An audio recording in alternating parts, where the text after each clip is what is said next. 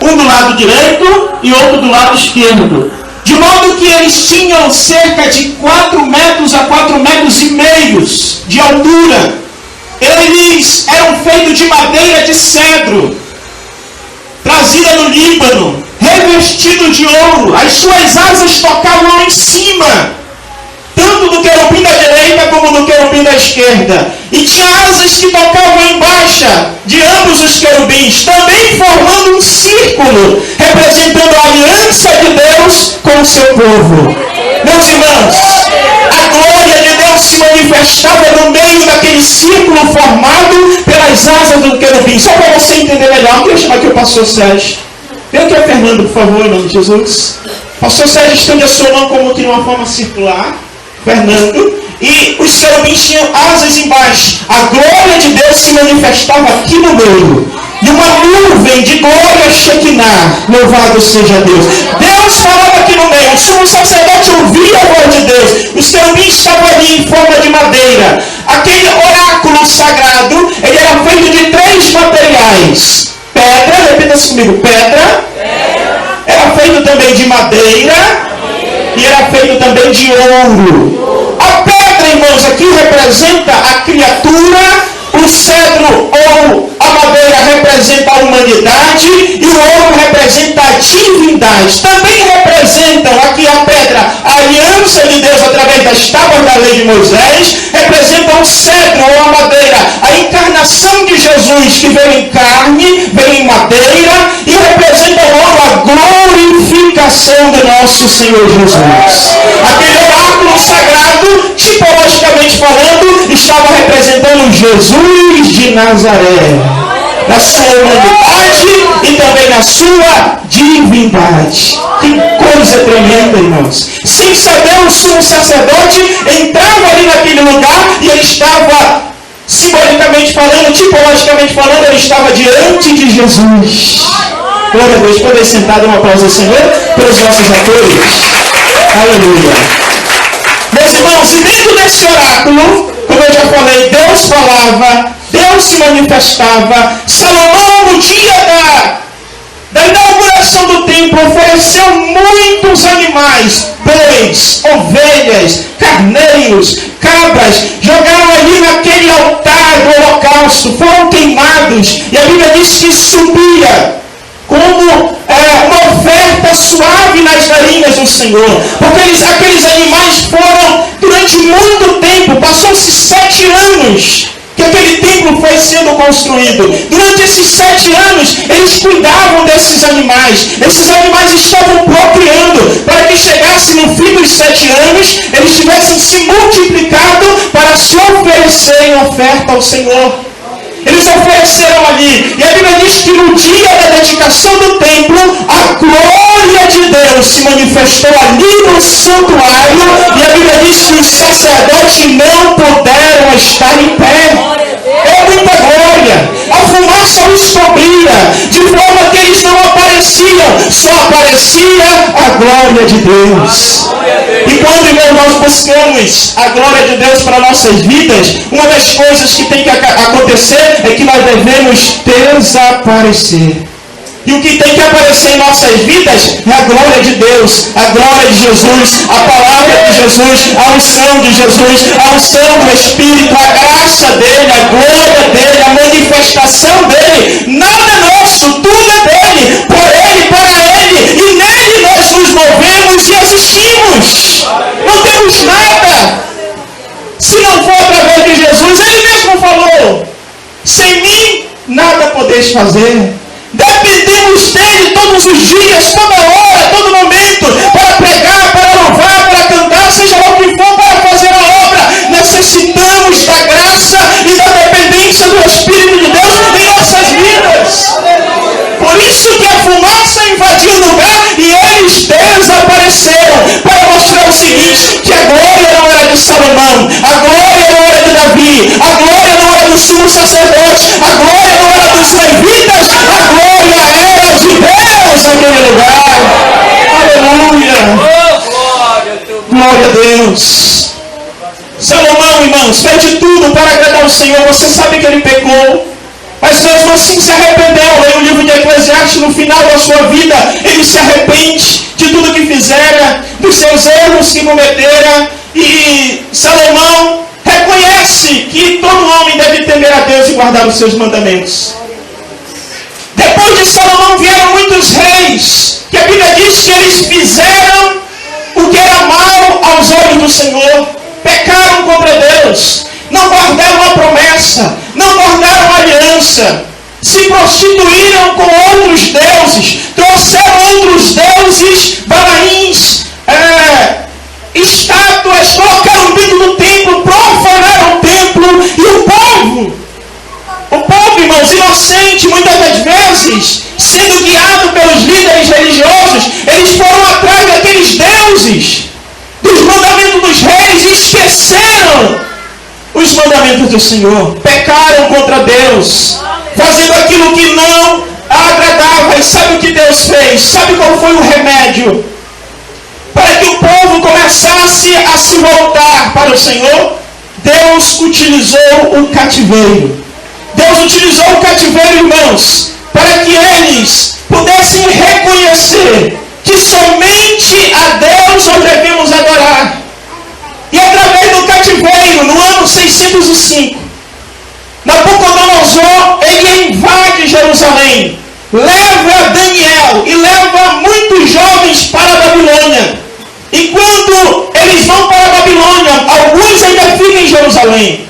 Mas não bastando somente isso, Nabucodonosor novamente invade Jerusalém. E no ano 597 a.C., novamente ele invade a cidade, leva outro rei chamado Joaquim. E esse profeta que nós lemos, Ezequiel, também vai cativo. Ele era um sacerdote.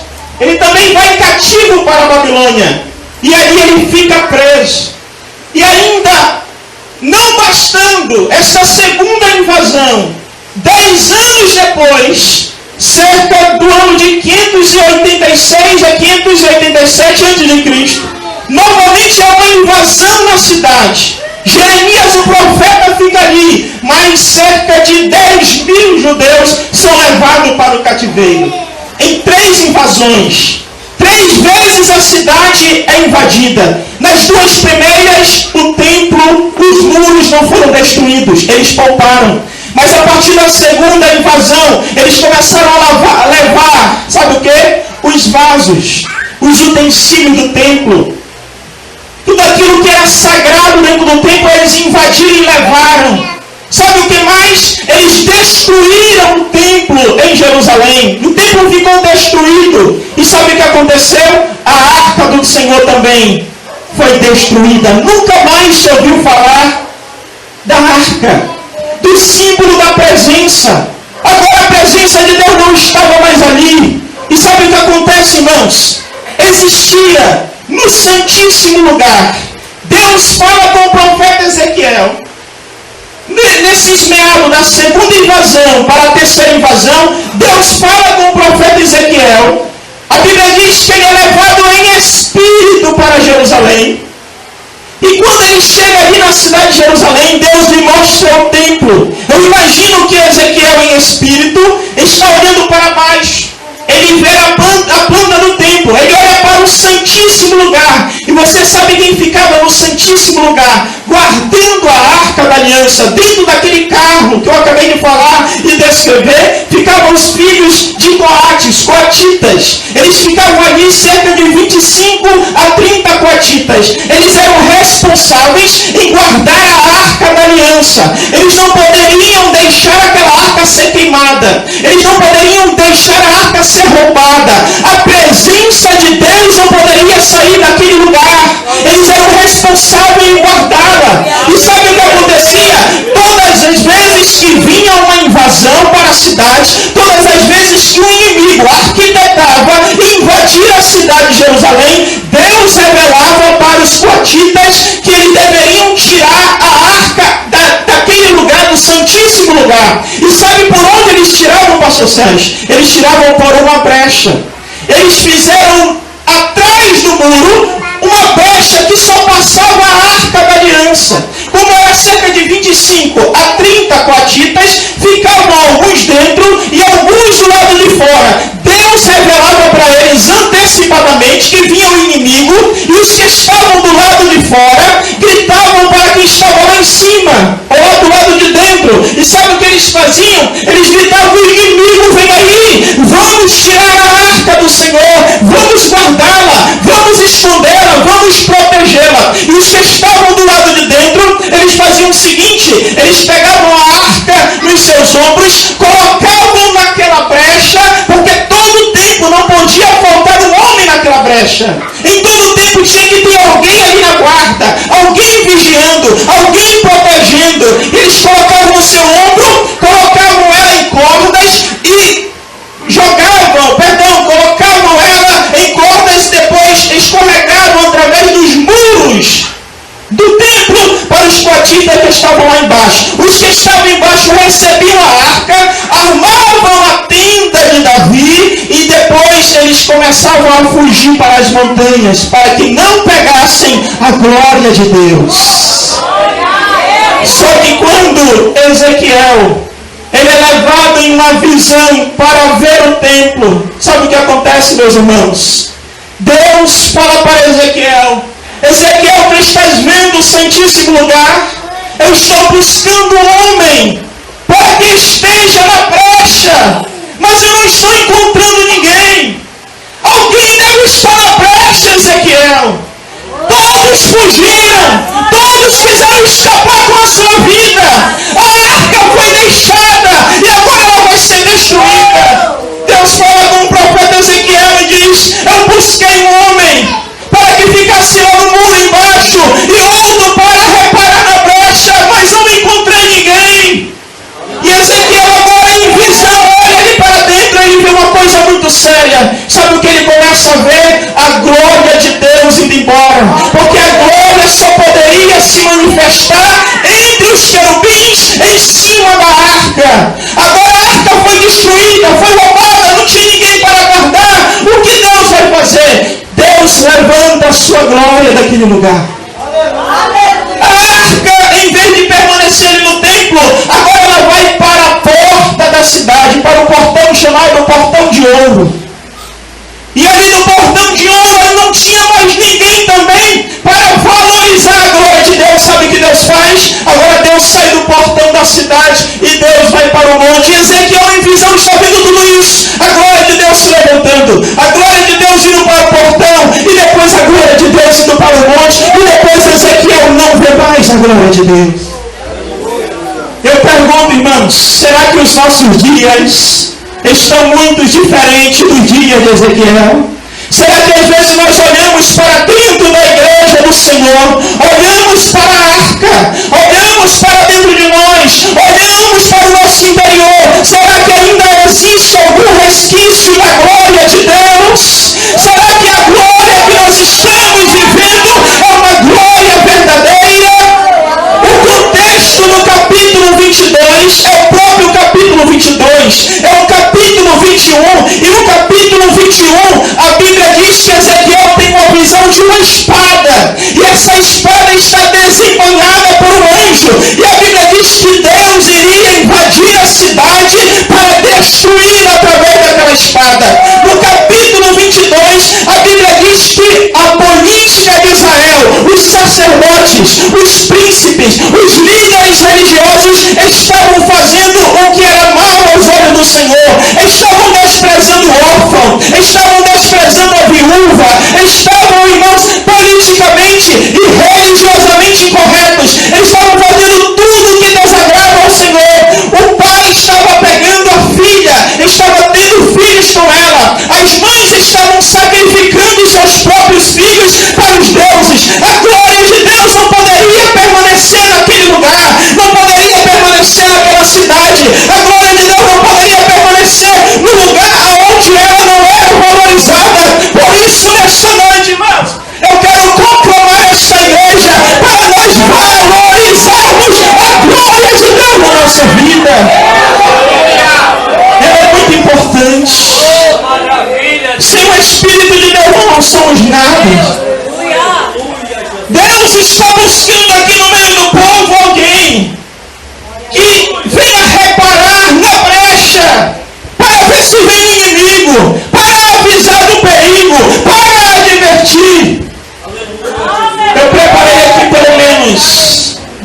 brechas que nós devemos reparar. E no contexto do capítulo 22, eu vejo, irmãos, que a primeira brecha que nós devemos reparar é a brecha da liderança. Líderes que pensam mais em si mesmo do que no reino de Deus.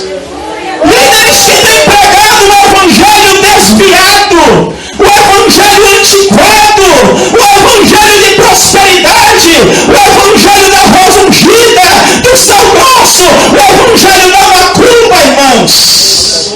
Porque você vai encontrar tudo isso na macumba. Líderes que têm pregado o evangelho desviado daquele que Jesus ensinou. Líderes que querem colocar sobre os ombros do povo aquilo que Jesus não colocou.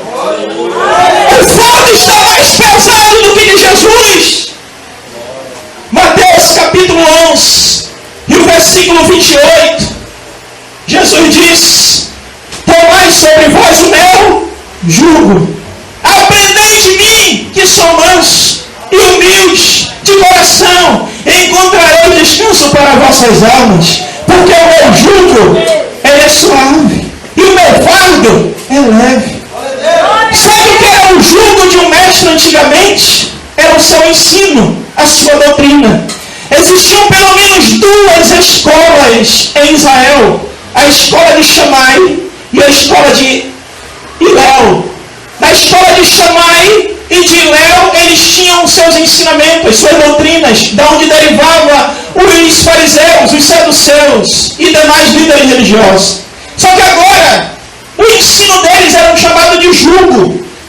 Agora Jesus está dizendo o seguinte: Jesus ele não foi para uma faculdade como os líderes, como os mestres para aprender. Jesus era mestre por excelência.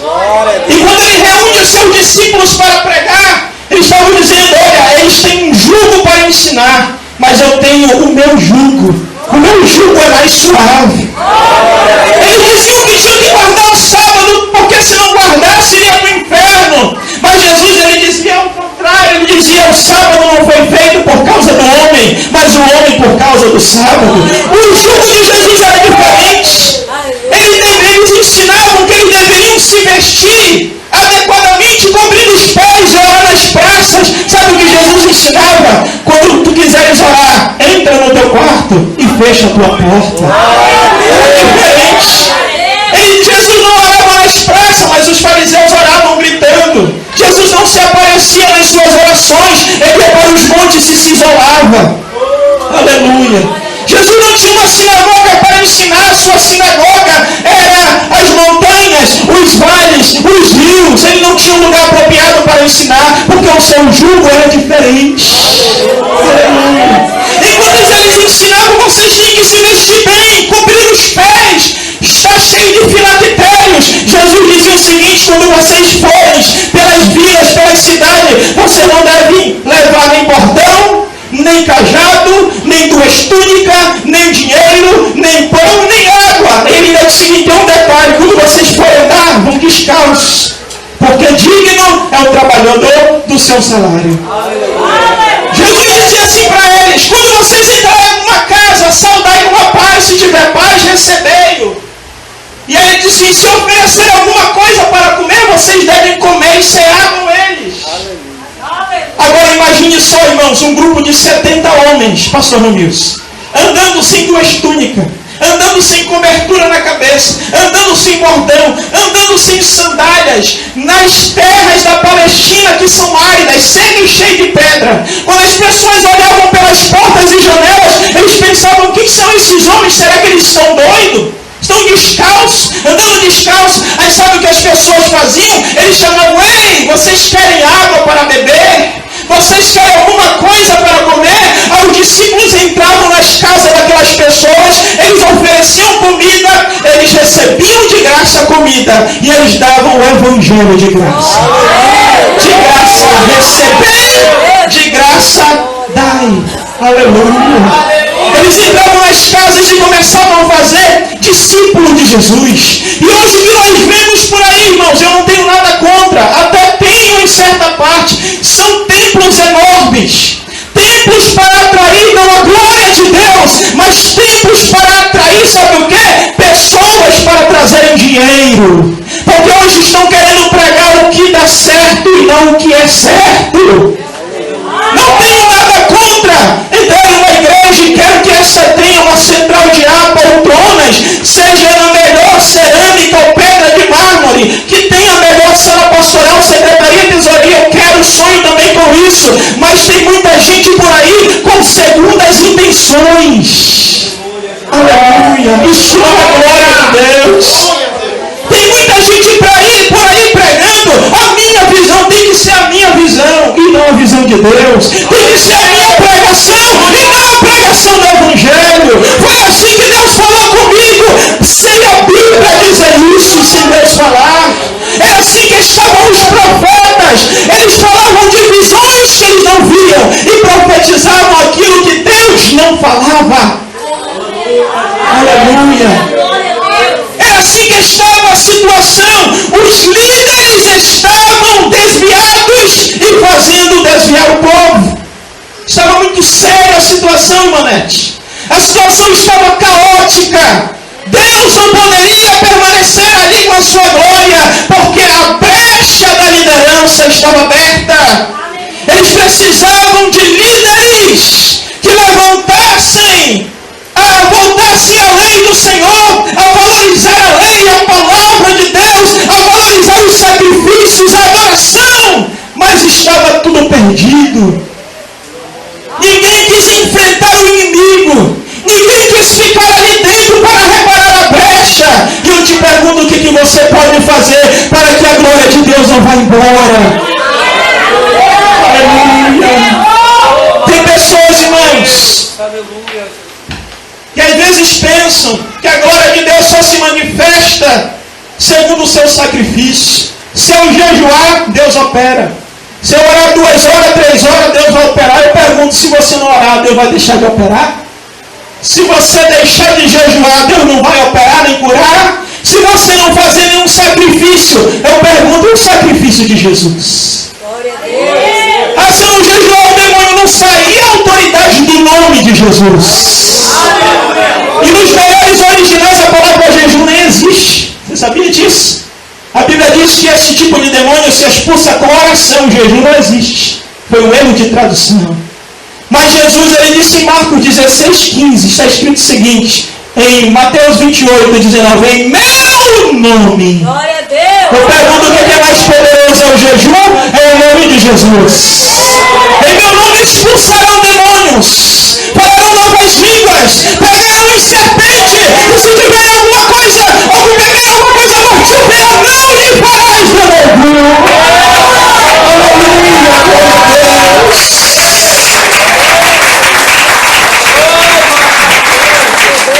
Eu pergunto, irmãos, você está sendo liberto nesta noite? Conhecereis a verdade libertará. É quando eu conheço a verdade que ela me liberta, e toda a libertação começa aqui. Aqui, irmãos. Muitas vezes e muitos anos eu estive preso a dogmas, a doutrinas de homens, de igrejas. Mas o Espírito de Deus, a palavra do Senhor, através de Jesus, começou a libertar aqui. E quando nós somos libertos aqui, nós somos libertos, santificados em espírito, alma e corpo. Aleluia. Glória a Deus. Nós somos guardados, irmãos, em Jesus. Nós somos guardados no Senhor. Aleluia. Olha só o que diz aqui, irmãos. Colossenses capítulo 3, versículo 2. Pensai nas coisas que são de cima e não nas que são da terra, pois morrestes e a vossa vida está oculta em Cristo, em Deus. Vocês já morreram e a vida de vocês está oculta, escondida, guardada em Jesus. Aleluia. É Jesus que nos guarda, irmãos. A nossa vida está escondida em Jesus. O diabo só vai nos tocar se nós abrirmos brechas espirituais. O templo do teu Espírito já está preenchido pelo Espírito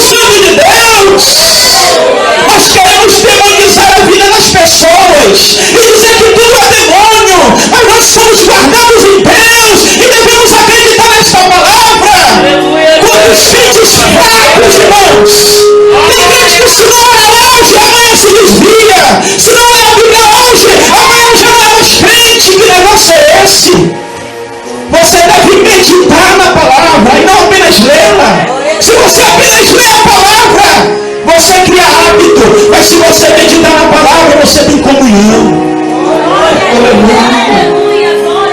Bem-aventurado é o varão que não anda segundo o conselho dos ímpios, mas se detém na roda dos pecadores e se detém na roda dos escarnecedores. Antes tem o seu prazer na lei do Senhor e nela medita de dia e de noite. Tem crente que lê a Bíblia, mas uma hora depois esquece. Agora tem crente que lê um versículo da Bíblia e medita o dia todo.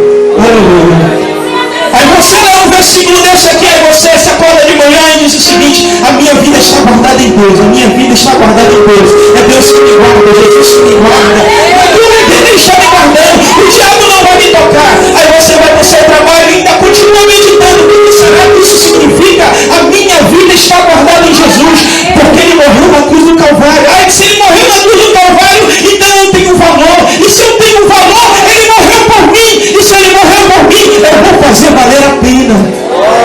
Isso é meditar, isso é meditar.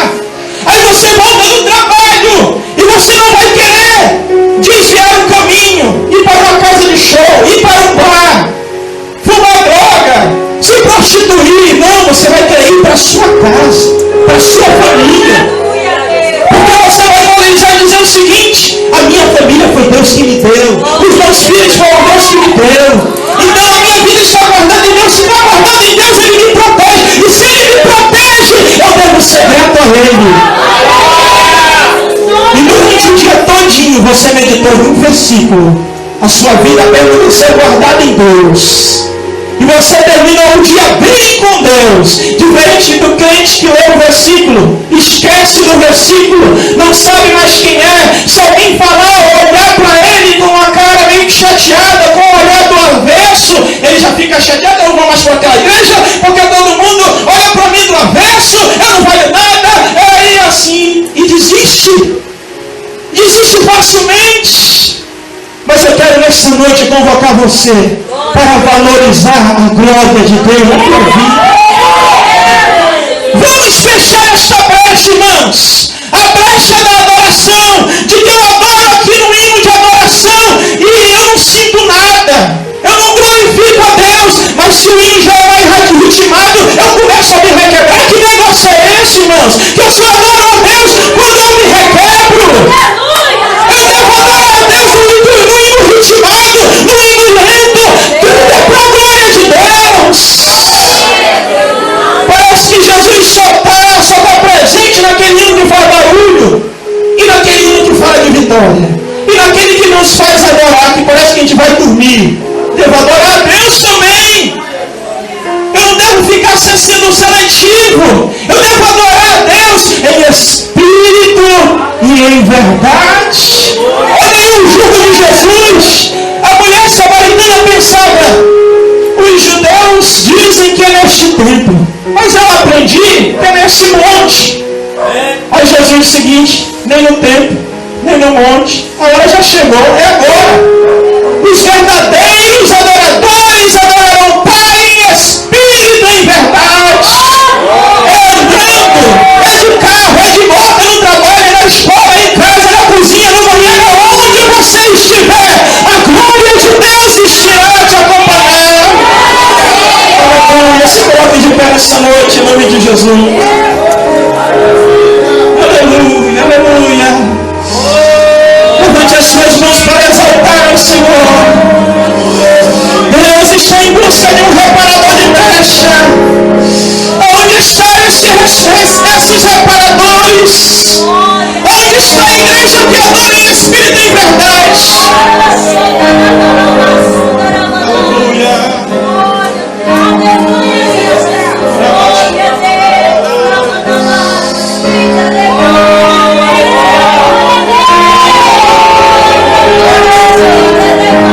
No capítulo 47 de Ezequiel olha novamente e sabe o que vem vindo das montanhas, dos montes. A glória de Deus aparece novamente. A glória de Deus vem descendo nos montes. Ela para até no portão da cidade. Deus usa um homem chamado Zorobabel.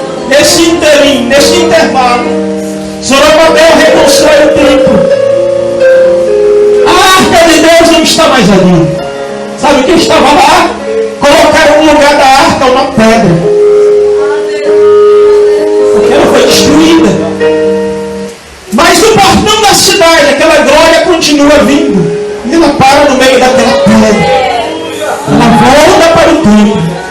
Só que como o templo de Salomão, que era revestido de ouro, por dentro e por fora, diz alguns historiadores que quando eles olhavam no deserto, a cerca de meio quilômetro, olhavam para o templo, quando o sol batia nas paredes do templo, reluzia pela glória do ouro que existia lá. Ofuscava a visão das pessoas, e eles começavam a cantar: alegrei-me quando me disseram, vamos à casa do Senhor. E eles chegavam no templo para adorar com alegria, satisfação, cada um levando as suas ovelhas, seu cabrito, os seus bois, para ofertar ao Senhor. Como é que você chegou aqui nessa noite? Pastor, eu cheguei quebrado, você não sabe da minha vida, mas não importa como está o seu templo, o que importa é que você veio para adorar nessa noite. O templo de Zorobabel não tinha riqueza, não tinha ouro, não tinha mais a arca, mas Ageu profetizou: minha prata não é ouro, isso sim,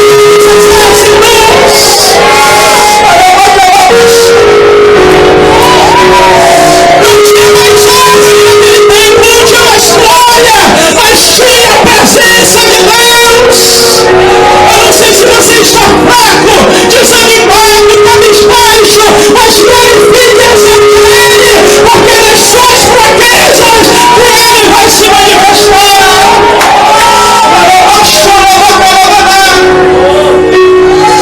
Disse o apóstolo Paulo: glória, me gloriarei nas minhas fraquezas, porque em mim se manifesta o poder de Deus, porque quando eu estou fraco, aí é que eu sou forte. Segure na mão da pessoa que está do seu lado. Aleluia. Quem vai louvar nessa noite? Quem vai adorar?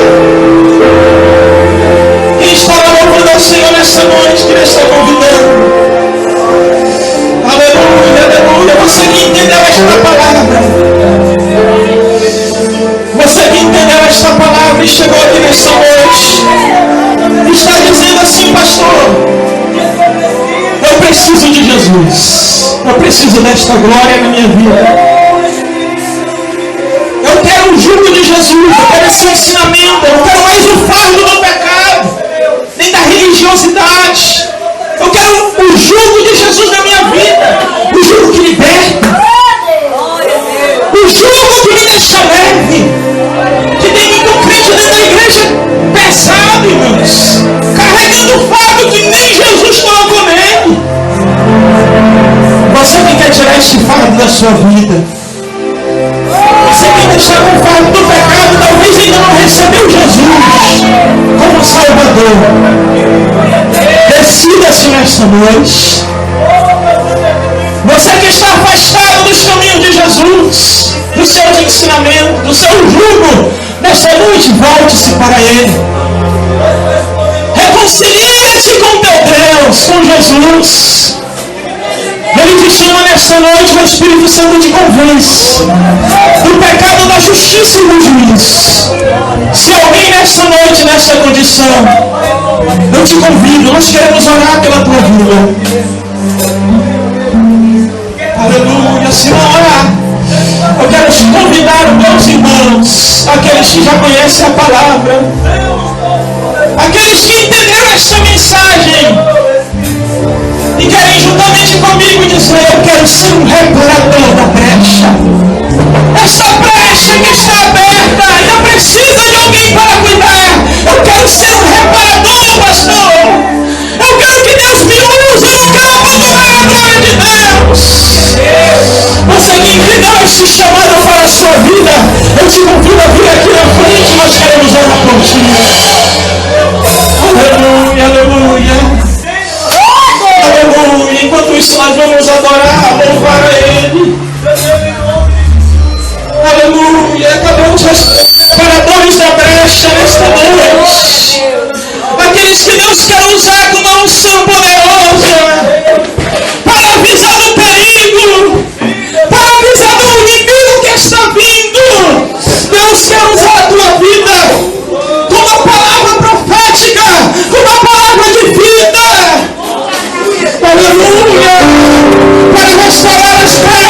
Deus.